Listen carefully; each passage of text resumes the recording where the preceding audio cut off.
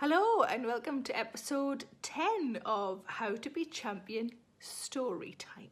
Thank you so much for all of your comments, and just the fact that you're watching it makes me very happy. It's an odd thing being a comic with no audience, so it's nice to have an audience. Thank you very much. I trimmed my eyebrows today with the kitchen scissors. I've got bits of grey coming in. I'm not really bothered about that. My eyebrows were starting to get those antennae that they get, the slightly puby ones. So I brushed it all up and I trimmed them across with a pair of kitchen scissors. Who needs a beautician? Me, please. So episode 10 continues with the things I've been bullied for. What a cheery chapter it is, actually. Having clip-on sunglasses. I had really bad hay fever one year, so my mum got me some sunglasses that clipped onto my normal glasses. They really helped, but I was pointed at and laughed at so much that I stopped wearing them. Yes, I probably was a bit weird at school. Weird in relation to most of the other kids. You know, the ones who were sexually active when it wasn't yet legal, who thought boys were better than pens, who didn't care about exam results, who didn't try. I overheard one girl say to her friend, "I'd rather be top of B band than bottom of A band." I leaned over and said, "I'd rather be top of A band." I knew what they meant, that given the option they'd rather be king of a crap castle than the lowest of the low on the next level up. But I always tried to be the best. I once got 97% in a maths exam, and my dad asked what happened to the other 3. And while that was frustrating at the time, I knew what he was doing. Strive to be... Oh, there's a cat playing with a toy right beside me. Oh, it's all right. He's playing over there now.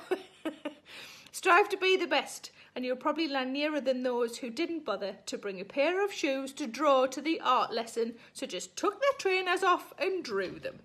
Of course, if they hadn't done that, how would I know? I could probably sketch during chemical warfare. Number 4. Things I've been bullied for. Having a microwave. I'm getting mad now, can you tell? My mum and dad bought the world's first microwave. Well, they were early adopters at least. It was gigantic and shook the house when it pinged. I think I must have been the first kid in my year at school, and that noise you can hear is the dog growling at the cat. How does David Attenborough do it, honestly? I don't know how he keeps his concentration. The dog's gone off in a huff. The cat looks sad. The dog shook his necklace. It's not really a necklace, he's just got a collar on. I'll try and get back to the book, I'm so sorry. It's like a nature programme in here. I think I must have been the first kid in my year at school, maybe even the whole school, to get a microwave. I must have mentioned it one day while the other kids were sucking cocks and smoking tabs. I always felt like a 40-year-old at school. That's one of the reasons I like being in my 40s. My age finally caught up with my brain and my culottes. One day when I was playing with my friend Kim, we decided to make up names for ourselves.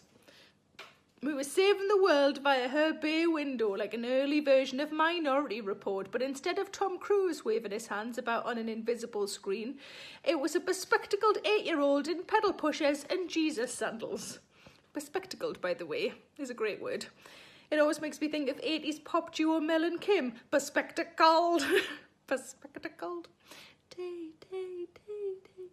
The name I chose in this game was Jackie. Jackie. I could have been Anastasia or Sparkle, but no, I chose the persona of a woman in her 40s and head-to-toe Marxies. And ta-da! That is what I became.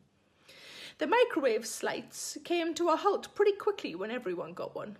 My dad kept his original one for 25 years.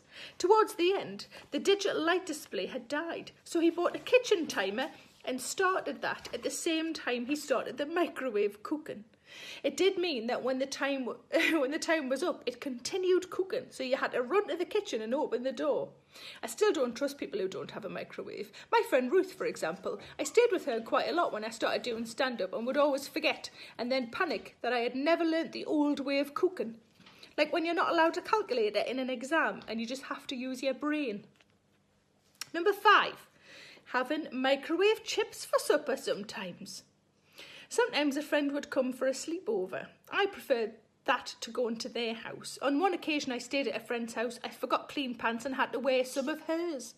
Another time when I came home, my dog had been put down and all evidence of it had disappeared, like an imagined the dog. To be fair to my parents, we hadn't had him long. He was vicious as hell and turned out to be inbred.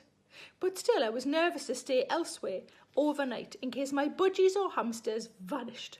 So one time a girl from school stayed and we had microchips for supper. It was a treat. She reported back to the school the next day that I had microchips for supper. Then everyone thought I was posh. In the same way I thought the girl whose mum ran a catalogue was rich. And that is the end of chapter 10. I'm sorry there was so much upheaval from various animals in this house. I hope you have a good rest of day. Keep clean. Is that a thing? Keep clean. Trim your eyebrows with kitchen scissors. Stay in the house. Wash your fucking hands. Send lots of love to all of you. Have a good rest of day. Keep smiling. And I'll see you tomorrow. Bye. Hello, it's Sarah Millican here. Please make sure you subscribe to my channel to stay up to date with all of my latest videos. Don't forget to like, pop a comment below, and why not stick around to watch a few more? I'm sure those emails or those dishes can wait a bit longer.